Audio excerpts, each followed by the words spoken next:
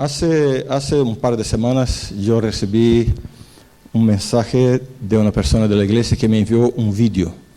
Uno de estos vídeos que circulan por ahí con teorías y doctrinas aparentemente nuevas y nuevas descubiertas de la palabra de Dios. Y ese tema era un tema que hablaba de la doctrina de la Trinidad. La doctrina de la Trinidad es un tema que ha sido debatido en el seno del cristianismo desde los primeros siglos, ¿no? El tema de la divinidad de Jesús, el tema de la persona y la personalidad del Espíritu Santo, si son tres, si son uno, y todas esas cosas, ¿no? La Iglesia Adventista tiene una interpretación bíblica muy concreta, muy clara y con una base muy sólida en cuanto a nuestra comprensión sobre la doctrina de la Trinidad. Pero lo que pasa es que hay algunas personas que tienen dificultad de comprender o de aceptar esta doctrina, el tema de la Trinidad, ¿no? Es un solo Dios, es un solo, pero son tres. ¿Cómo es eso? Eso no entra en la cabeza. Y de hecho, la verdad es que es un tema demasiado grande, ¿no? Una persona una vez dijo que querer comprender la Trinidad o querer comprender la divinidad es como intentar poner todo el agua del océano dentro de un vaso. El océano es la realidad de Dios. El vaso es nuestro cerebro. No cabe, no hay espacio para eso. Sin embargo, la Biblia nos da indicaciones. Existen algunos temas de la Biblia que no son tratados como doctrina, sino que se pueden ver en la historia de la Biblia. Por ejemplo, la Biblia no se preocupa la Biblia no se preocupa en probar que Dios existe. No ves ningún pasaje de la Biblia hablando, no, Dios existe, mira las pruebas, mira las evidencias. No, la Biblia no se preocupa con eso. La Biblia simplemente presenta la historia ya asumiendo la existencia de Dios. ¿Vale? Lo mismo pasa con este tema de la Trinidad. No hay un pasaje de la Biblia que dice claramente, no, Dios son tres, y explicando, no. Pero el texto de la Biblia tiene pasajes, tiene menciones que muestran claramente la existencia de la Trinidad, o sea, un solo Dios en tres personas. Ahora, lo que pasa es que dentro de la Iglesia Adventista hay un debate, no dentro de la Iglesia, sino que hay algunos movimientos llamados disidentes. ¿Qué son movimientos disidentes? Son movimientos que, miras, personas que están aquí en la iglesia, pero comienzan a cuestionar alguna creencia, alguna doctrina de la iglesia, y entonces hace una disidencia, ¿no? Se sale del camino oficial de la iglesia y comienza a enseñar cosas que no es exactamente lo que enseña la iglesia. Y una de estas disidencias es llamada de los antitrinitarianos. ¿Quiénes son los antitrinitarianos? Son aquellos que no están de acuerdo con la comprensión bíblica de la Trinidad, enseñada por la Iglesia Adventista y por muchas otras denominaciones cristianas también. Por supuesto, esta no es una doctrina, o esta no es una comprensión teológica exclusiva de la Iglesia Adventista. No, eso está presente en casi todas las denominaciones cristianas, ¿no? Y entonces existe un argumento usado por estos llamados disidentes de la Iglesia Adventista, un argumento que intenta, ¿no?, mostrar que ellos están ciertos y que la Iglesia está equivocada. ¿Cuál es el argumento? El argumento es el de que los pioneros de la Iglesia Adventista rechazaban la doctrina de la Trinidad. En los comienzos de la Iglesia, ahí los pioneros, los primeros, los que comenzaron la iglesia, ellos no creían en la Trinidad. Y que la Iglesia Adventista hoy tiene una creencia en cuanto al tema de la Trinidad, pero eso no ha sido desde el comienzo. La Iglesia ha cambiado su visión. La manera como la Iglesia enseña hoy el tema de la Trinidad no es como enseñaba en sus comienzos, porque los pioneros no pensaban así. Vale. ¿Y qué podemos contestar? ¿Qué podemos responder sobre este tema? La respuesta es sencilla. Esta denuncia es completamente verdadera. O sea,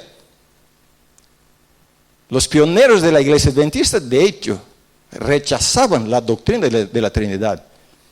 Y es verdad que la Iglesia ha cambiado desde sus comienzos hasta la comprensión que posee ahora. Ahora, lo que pasa es que los antitrinitarianos afirman que porque la Iglesia Adventista ha cambiado su posición sobre el tema de la Trinidad, se ha hecho igual que Babilonia. Babilonia, los que no están familiarizados con el lenguaje profético, es una expresión profética que denota la confusión religiosa, las iglesias que están apostatadas, y que la Iglesia Adventista se ha unido a Babilonia, porque ha cambiado su comprensión del tema de la Trinidad. Y como la Iglesia Adventista se ha unido a Babilonia, entonces la exhortación bíblica de Apocalipsis que dice, salid de ella, pueblo mío, se aplica también a la Iglesia Adventista. Entonces los verdaderos fieles han que salir de la Iglesia Adventista, porque la iglesia se ha apostatado. Entonces, vale, vamos a hablar un poco sobre este tema. No sé si os interesa el tema, ¿sí o no? ¿Sí o no? ¿Y cómo lo voy a hacer? A ver, déjame a ver si... Lo voy a hacer con 4 puntos. 4 puntos. El primer punto es la visión de los pioneros acerca de la Trinidad. La Trinidad en la Biblia. Jesús es Dios eterno. Y el cuarto punto, el Espíritu Santo es una persona divina. Aquí están los 4 puntos que quiero compartir con vosotros. Por supuesto, no es posible hacerlos todos en un solo culto. Así que en esta oportunidad voy a hablar del primer punto, la visión de los pioneros acerca de la Trinidad. Y vamos a ver si de hecho los pioneros rechazaban, cómo lo hacían y qué cambio ha habido en la comprensión adventista. ¿Podéis acompañarme en este viaje que vamos a hacer ahora, ¿no? Bien, cuando hablamos del pensamiento de los pioneros de la iglesia, tenemos que nos acordar de una cosa importante, ¿no? La cosa importante es de dónde vinieron los pioneros de la iglesia adventista, incluso Elena de White, cuando comenzó el movimiento adventista, ¿no? La interpretación profética, el 22 de octubre de 1844, después el movimiento del advenimiento y todo este movimiento que se hace así, las personas que se acercaron y comenzaron a hacer parte de este movimiento, ¿de dónde vinieron? ¿De dónde vinieron? De otras denominaciones cristianas. Eran bautistas, eran congregacionalistas, eran mileritas, eran presbiterianos, eran metodistas. Elena de White era metodista. Entonces, personas cristianos sinceros de todas las denominaciones se unieron al movimiento adventista. ¿Vale? Y cuando se hablaba de Trinidad, ¿cuál era la comprensión que los pioneros tenían? José Bates, Lofborth, T.A. White y todos estos. ¿Cuál era la comprensión que tenían? Era justamente la comprensión como la enseñaban las otras iglesias protestantes. ¿Y qué enseñaban las iglesias protestantes en el siglo XIX sobre la Trinidad? O sea, lo que quiero hacer aquí, a ver si puedo ser bastante didáctico, ¿no? Lo que quiero hacer aquí es lo siguiente. Los pioneros de la iglesia adventista, de hecho, rechazaban la doctrina de la Trinidad. Pero, ¿qué doctrina de la Trinidad? La que ellos tenían de las denominaciones de dónde venían. ¿Y cómo comprendían estas denominaciones el tema de la Trinidad? Y entonces os presento aquí la comprensión de algunas de estas principales iglesias cristianas, ¿no? La iglesia bautista. Mira, este es un documento de 1800 y no me acuerdo, pero está ahí en la segunda mitad del siglo XIX, ¿no?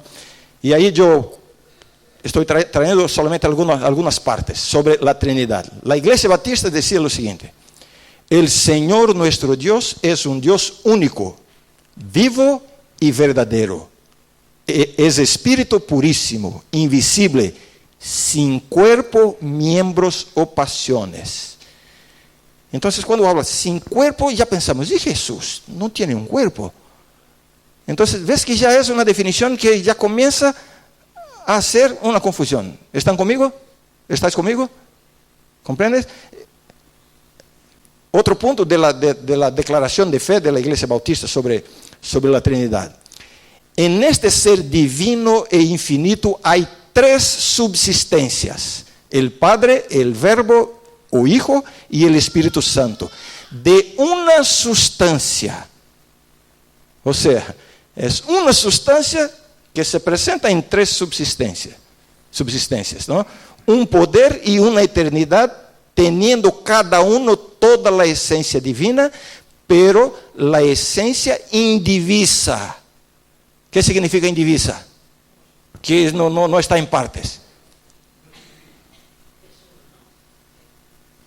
¿Está bien ahí? ¿Estoy haciendo bien la lectura?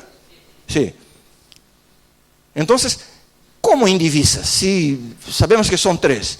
Entonces, lo que quiero mostrar es que la comprensión que tenían los bautistas, mira, era muy diferente de lo que pensamos hoy, ¿no? El Padre no es de nadie, ni por generación, ni por procesión. El Hijo es engendrado eternamente del Padre, y el Espíritu Santo procede del Padre y del Hijo. Todos ellos son infinitos, sin principio, y por tanto son un solo Dios, que no ha de ser dividido. Mira, 3 subsistencias, pero uno solo. Y la verdad es que el Hijo ha salido del Padre, ha sido engendrado. Y el Espíritu Santo ha salido del Padre y del Hijo. Pero son un solo. Notas cómo es una comprensión muy distinta de la que tenemos hoy, ¿no? A ver, déjame seguir. La declaración de la Iglesia Presbiteriana, ¿no? Hay sino un solo viviente y verdadero Dios, quien es infinito en su ser y perfección, un espíritu muy puro, invisible, sin cuerpo, partes o pasiones. No, la misma idea de que no está dividido, un solo, sin cuerpo, partes o pasiones. Y más a frente dice, en la unidad de la deidad hay 3 personas de una sustancia, poder y eternidad. Dios el Padre, Dios el Hijo y Dios el Espíritu Santo. El Padre es de nadie, ni engendrado ni procediendo. El Hijo es eternamente engendrado del Padre. El Espíritu Santo eternamente procediendo del Padre y del Hijo. La Iglesia Metodista, ¿cuál era su comprensión sobre el tema de la Trinidad? Hay sino un solo Dios viviente y verdadero, eterno, sin cuerpo ni miembros, de poder, sabiduría y bondad infinitos, creador y conservador de todas las cosas, visibles e invisibles. En la unidad de esta divinidad hay 3 personas de la misma substancia, poder y eternidad: Padre, Hijo y Espíritu Santo. Entonces, mira, la idea general en estas 3 declaraciones que yo estoy trayendo aquí para vosotros, la idea principal es esta: los 3 son un solo ser. Allí está equivocada la palabra, hay de ser corregida. Los 3 son un solo ser, de la misma o en la misma substancia. No sé si yo estoy más complicando que simplificando, pero vosotros podéis ver la comprensión que había en la época, que el Hijo ha sido engendrado, o sea, en otras palabras, ha sido creado. El Espíritu Santo ha salido del Padre y del Hijo, y que al final son 3 subsistencias, pero una sola persona. O sea, el Padre es el mismo Hijo, que es el mismo Espíritu Santo. Y esta era la comprensión, la enseñanza sobre la Trinidad que había en los comienzos de la Iglesia Adventista. Entonces, cuando los pioneros adventistas rechazan la doctrina de la Trinidad, no están rechazando la doctrina como está en la Biblia. Están rechazando la doctrina como enseñaban las iglesias de su época. ¿Está claro eso? Vamos a ver ahora algunas declaraciones de los mismos pioneros, ¿no? J.N. Loughborough, mira lo que dice: la doctrina de la Trinidad es contraria a las Escrituras. Wow, y entonces, aquí conmigo, aquí, corta Jefferson y trae aquí para mí. Entonces, un antitrinitariano hoy toma esta declaración de uno de los importantes pioneros de la iglesia y afirma: mira cómo la iglesia se ha desviado del camino de Dios.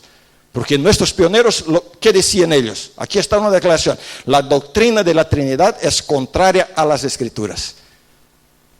Pero volvamos al texto.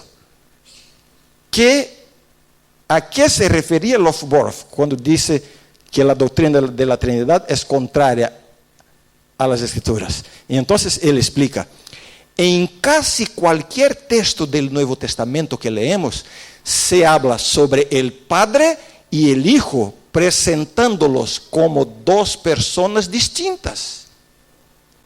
¿Y esto está de acuerdo con cómo lo creemos hoy? ¿Qué estaba rechazando entonces este pionero? Esta idea de que no son tres, pero es una sola sustancia, como se dice, indivisible. Que uno ha sido engendrado por el otro, pero es un solo ser en tres sustancias. Él dice: no, eso no es bíblico. Porque cuando vamos a la Biblia vemos claramente que el Padre y el Hijo son dos personas distintas. Exactamente como lo creemos hoy, ¿no? Y él sigue diciendo, ¿no? El capítulo 17 de Juan ya es suficiente para refutar a la doctrina de la Trinidad. Más de 40 veces en solo un capítulo, Cristo habla de su Padre como una persona distinta de sí mismo. ¿Está claro? O sea, está rechazando la doctrina de la Trinidad, no como está en la Biblia, sino como enseñaban las iglesias en su época. Y está confirmando como lo creemos hoy, que el Padre y el Hijo son dos personas distintas. A ver, Tiago White, mira lo que dijo: que una persona sean tres personas y que tres personas sean solamente una persona es la doctrina la cual nosotros afirmamos ser contraria a la razón y al senso común. Y está cierto. No puedes decir que una persona son tres personas y que tres personas son una sola persona. Él está cierto, porque la Biblia presenta la divinidad como tres personas distintas. Entonces, Tiago White está rechazando la doctrina de la Trinidad, no la doctrina bíblica, sino la doctrina distorsionada que había en su época. ¿Vale? A ver, Joseph Bates, uno de los más importantes pioneros de la iglesia adventista, ¿no? Mira lo que dijo: respecto a la Trinidad he concluido que era una imposibilidad creer que el Señor Jesucristo, el Hijo del Padre, también era el Dios Todopoderoso, el Padre, uno y el mismo ser. Y yo os digo, él tiene razón. Él tiene razón, ¿sí o no? Porque eso estaba enseñando la doctrina de la Trinidad que había en las iglesias. Y este pensamiento está rechazando. Interesante, yo no puse ahí, pero él hace una declaración interesante, siguiendo esta cita. Él sigue diciendo lo siguiente: yo le dije a mi padre, mira lo que dijo Joseph Bates, yo le dije a mi padre: si usted puede convencerme que nosotros somos la misma persona dentro de este concepto, o de que usted es mi padre y yo su hijo, y a la vez que yo sea su padre y usted mi hijo, entonces yo puedo creer en la Trinidad. En otras palabras, es un absurdo pensar que el padre puede ser el mismo hijo y que el hijo puede ser el mismo padre. Que esta idea está rechazando Joseph Bates, ¿no? Bien, esa es la primera parte y quiero, a ver, no sé si estoy explicando demasiado o demasiado poco. ¿Está claro eso? Entonces, por favor, cuando recibáis un vídeo o un texto o un artículo con declaraciones como la Iglesia Adventista ha cambiado su pensamiento sobre la doctrina de la Trinidad, o que los pioneros no creían en la Trinidad, entonces la Iglesia está se desviando. Mira, ya sabéis de qué se trata. De hecho, los pioneros no creían en la doctrina de la Trinidad, no como la creemos hoy, sino como era enseñada en su época. ¿Vale? Ahora, cuando hablamos de los pioneros, por supuesto, tenemos que acordarnos de Elena de White. Y ahí no se trata solamente de una interpretación personal, sino de una revelación. Nosotros creemos que Elena de White fue usada por Dios para transmitir pensamientos inspirados por Dios y ideas, ¿no? Ahora, una cosa interesante, ¿no?, que vemos tanto en los profetas bíblicos, ¿no?, vemos a lo largo de la historia del cristianismo, y vemos también en el ministerio de Elena de White, que es el tema de la comprensión de la verdad. La Biblia dice que la verdad es como la luz del alba. No sé si me expreso bien. Que, ¿cómo se dice? Que va aumentando hasta hacerse día perfecto, día completo. No es que la verdad sea progresiva, la verdad es absoluta. Lo que es progresivo es la comprensión de la verdad. Entonces, otra cosa que tenemos que tener en mente, cuando hablamos de los pioneros de la iglesia, entonces vemos las fotos que hay, las imágenes de estos hombres mayores con una barba grande, ¿no?, ya con unas entradas por aquí, y ¿no?, con gafas y todo eso, y tenemos esta idea de los pioneros como estos hombres muy experientes y ya mayores y todo, pero tenemos que acordarnos que los pioneros de la iglesia, en los comienzos de la iglesia, eran todos jóvenes, en los 25 años. Uno de ellos, cuando llegó a ser el editor jefe de la casa editora, tenía 28 años.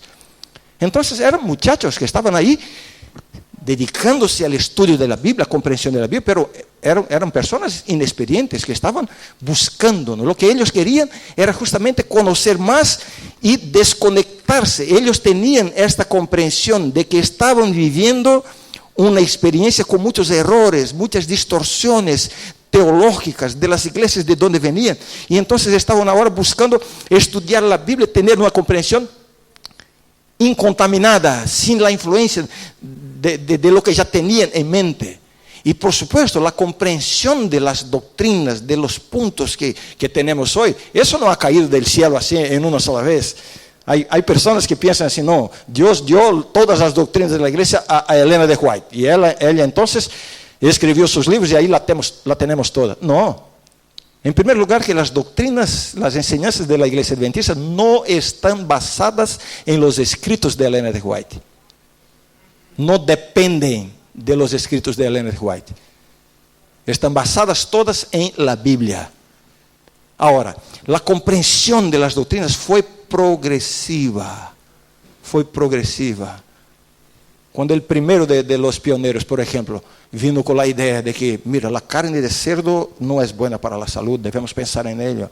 La misma Elena de White dijo: mira, no es momento de tratar este tema. Si Dios tiene algo a revelar sobre este tema, lo mostrará a su iglesia, lo enseñará a su iglesia, y no a 2 o 3 personas aisladas. Entonces ves que la comprensión de la verdad no vino de una sola vez, porque la mente de las personas no estaba preparada para recibir todo. Es como si tú estás en un ambiente completamente oscuro, con las lámparas todas apagadas, no ves nada, y repentinamente acendes todo. Eso te ofusca. Lo mismo en la vida espiritual. Si no tienes conocimiento de nada y de repente se te da toda la información, te va a ofuscar. Entonces Dios fue dando la comprensión de los temas doctrinarios a los pioneros gradativamente, y los fue confirmando a través del espíritu de profecía. Y es interesante ver cómo la misma comprensión de Elena de White sobre el tema de la Trinidad fue también progresiva. Elena de White vino de la iglesia metodista, así que la comprensión inicial que ella tenía, Mira, cuando él recibió la primera visión tenía solamente 17 años. Era una ¿cómo se dice? Una chavala, así se dice. ¿Ah? Y a lo largo de su ministerio, ella comienza entonces a recibir la orientación, la comprensión de Dios sobre el tema de la Trinidad. Y es interesante sus citas, ¿no? Las primeras citas que comienzan a hacer. Son muchas citas, yo las tengo todas, pero no he traído porque el culto se quedaría demasiado largo. Os voy a presentar solamente algunas progresivamente, a ver cómo la comprensión fue siendo cada vez más amplia desde el comienzo. A ver, en 1850, mira, estamos hablando bien de los comienzos. La iglesia adventista fue organizada como una iglesia en 1863. Así que en este entonces todavía no había una iglesia adventista, había un movimiento adventista. Entonces en 1850, mira lo que dijo Ellen G. White. He visto con frecuencia al amable Jesús y sé que es ¿qué? ¿Podéis leer ahí? Una persona. Mira, nosotros hoy leemos eso y no nos damos cuenta. Parece una cosa sencilla, pero para ella eso debe haber sido impactante. Porque la comprensión que ella tenía que era que la verdad es una sustancia en tres subsistencias de una sola persona y que sin cuerpo, indivisible, aquella cosa así no confusa, no clara. Y ahora cuando ella dice, sé que es una persona, eso ya es una comprensión revolucionaria para lo que había en la época. Y sigue diciendo, le pregunté si su padre era una persona y tenía forma como él. Mira, ¿cuál era la comprensión de la iglesia metodista? Sin forma, sin cuerpo. Y ella parece que está curiosa, ¿no? No, he visto que Jesús es una persona. Y ahí pregunta, Señor, ¿y el Padre también es una persona? ¿Tiene forma? A causa de la comprensión que tenía, ¿no? Dijo Jesús, soy la imagen expresa de la persona de mi Padre. Wow. O sea, aquí ya hay una comprensión a partir de Ellen G. White, que el Hijo es una persona y que el Padre también es una persona distinta. Eso en 1850. Déjame avanzar. Yo no voy a seguir, como ya dije, ¿no? cada cita, porque son muchas. He seleccionado algunas, ¿no? 1869, 19 años más tarde, ella dice, este Salvador era el esplendor de la gloria del Padre y la imagen expresa de su persona, divinamente majestuoso, perfecto y excelente, era igual a Dios. Esta es, mira, 1869.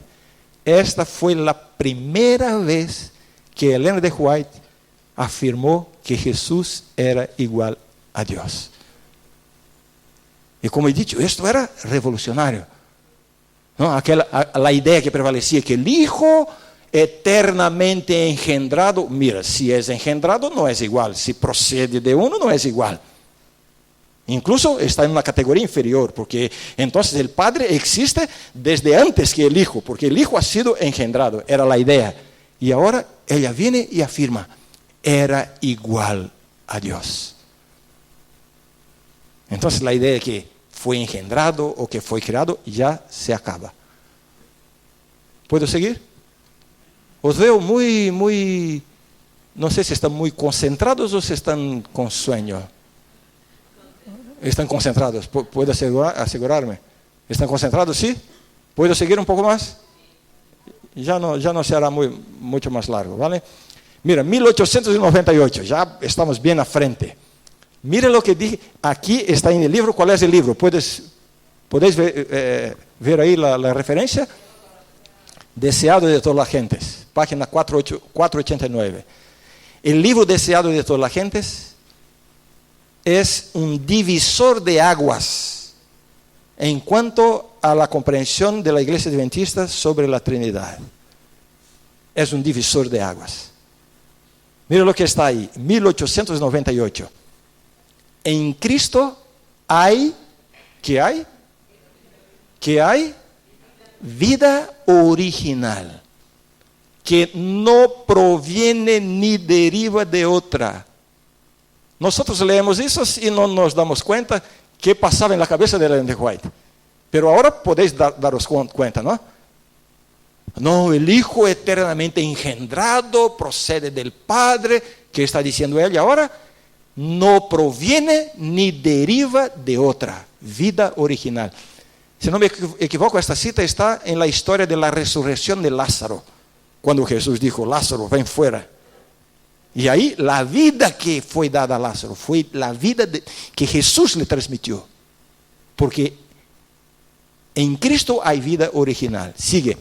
El que tiene al Hijo tiene la vida. Es una cita bíblica, ¿no? La divinidad de Cristo es la garantía que el creyente tiene de la vida eterna. ¿Está claro? ¿Está claro eso? A ver, yo no sé si eso os emociona tanto cuanto a mí. Porque yo veo estas cosas y a mí, mi mente es como una luz que está brillando así, de ver la maravilla de la revelación de Dios a su iglesia, ¿no? Y como he dicho, esta comprensión no viene de Elena de White. Lo que ella está haciendo es confirmando lo que podemos ver en la Biblia. En la Biblia. Y en el próximo culto que voy a dar aquí, vamos justamente a ver el tema de la Trinidad en la Biblia. Hoy es la visión de los pioneros. El próximo culto será la visión bíblica. Por supuesto que es la misma, pero con los textos bíblicos y vamos a comprender bien, ¿no? Esto es tremendo, ¿no? Ya estoy llegando al fin. Y ahora una declaración de Ellen de White en cuanto al Espíritu Santo. Al Espíritu Santo. En 1893, que dice, el Espíritu Santo es el consolador en nombre de Cristo. Él personifica a Cristo. Sin embargo, es una personalidad distinta. Una vez más digo la misma cosa, nosotros leemos eso y pasamos por alto, no nos damos cuenta. Pero para ella, con la comprensión que prevalecía en su época, en las iglesias cristianas, incluso la confusión que había entre los pioneros, porque rechazaban la doctrina de la Trinidad, como la enseñaban las iglesias. Y ahora ella ya habló del Hijo y está hablando ahora del Espíritu. La idea es que el Espíritu procede del Padre y del Hijo, ¿no? El Espíritu como una influencia, como una fuerza, como una energía que procede del Padre. No. Está afirmando Ellen de White que Él personifica a Cristo, o en otras palabras, representa a Cristo. Pero, sin embargo, es una personalidad distinta.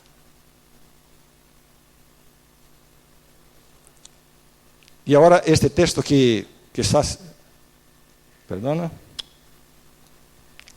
ese próximo texto que quizás que voy a mostrar ahora, quizás es el más contundente, claro y, no sé cómo podemos decir, cuando estamos estudiando un tema y hay muchas citas y todo, pienso que las citas que ya mostré, que ya he mostrado, ya son claras y ya no dejan dudas. Pero el próximo texto que voy a mostrar es el texto que mata.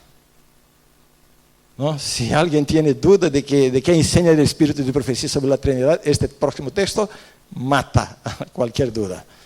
¿No? ¿Queréis ver? Entonces no os perdáis nuestro próximo culto. No, mostraré ahora. Será ahora mismo, ¿no? Porque en el próximo culto tengo más cosas buenas para mostrar también. Entonces, ya terminando, 1905, mira, ahora ya está avanzada la cosa. Comenzamos cuando? En 1850, cuando ella comienza a hablar de la personalidad de la Trinidad. Ahora, 1905, la iglesia ya está estructurada, ya hay una organización, ya hay un movimiento largo en otros países incluso. Y ahora ella hace esta declaración. Mira lo que dice. Hay 3 personas vivientes en el trío celestial. ¿Cómo está llamando la Trinidad? Trío celestial. A ver, una cosa, déjame volver el texto para que no sigáis leyendo. Déjeme explicar una cosa. Algunas personas intentan usar dos argumentos para rechazar la doctrina de la Trinidad. Uno de ellos es que no hay en la Biblia, tampoco en el espíritu de profecía, la palabra Trinidad. Entonces, ¿cómo podemos tener una doctrina de la Trinidad si la palabra Trinidad no está en la Biblia?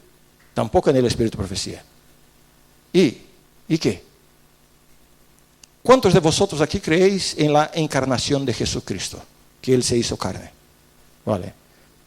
Muéstrame en la Biblia la palabra encarnación. Mira, el hecho de no haber en la Biblia una palabra no significa que el concepto no está ahí. ¿Comprendéis?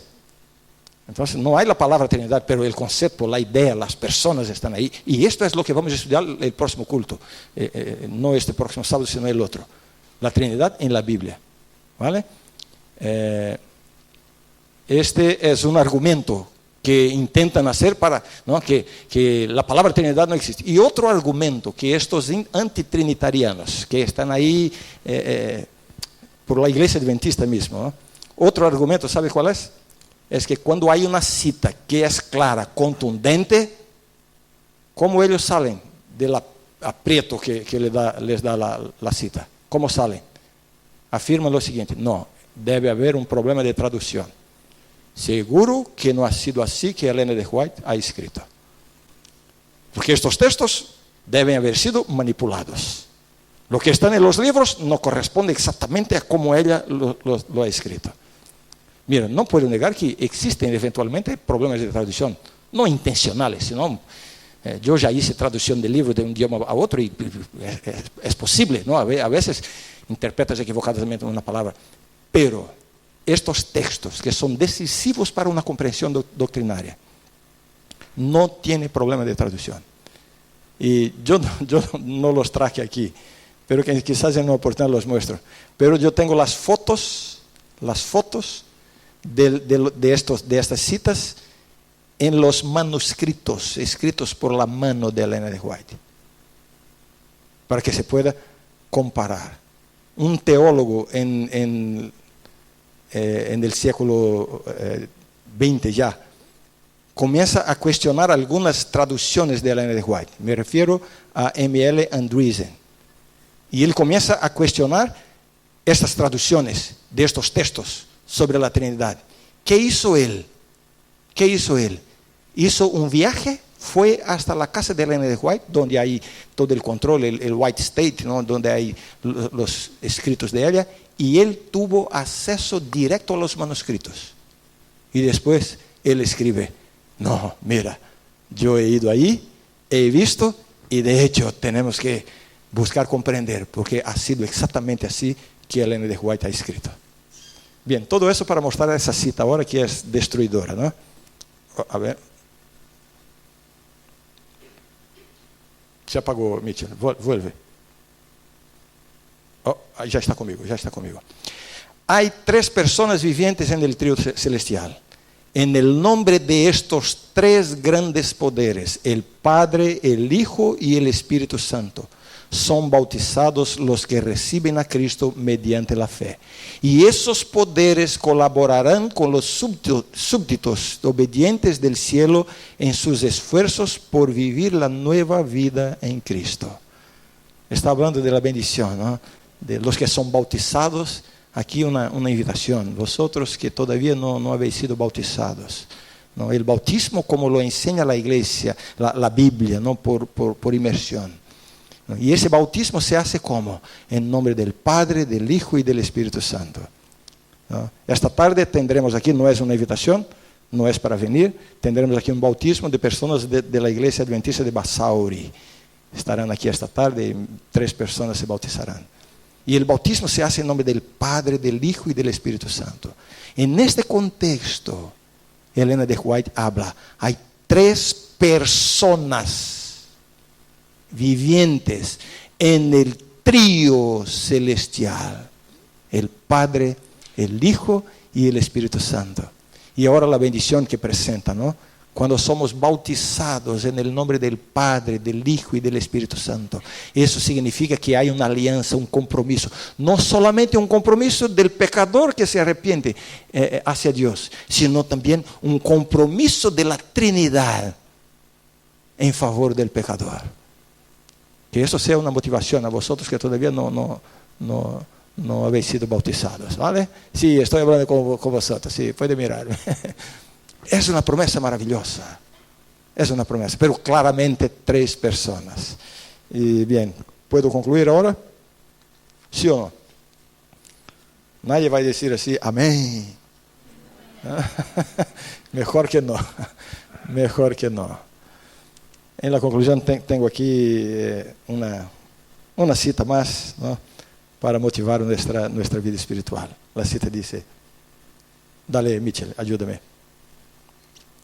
A ver, Jefferson, ¿cómo está la emisión? ¿Está funcionando? ¿Está funcionando? A ver, los que estáis me acompañando por YouTube, nos encantaría saber cómo está llegando la señal, si está escuchando bien, con los aparatos sencillos que tenemos aquí, pero vamos a mejorar todo eso. Pero nos encantaría saber cómo está llegando la señal, ¿vale? Ahí pone ahí una información, un comentario que nos ayudará mucho, ¿está bien? Y ahí para terminar la cita.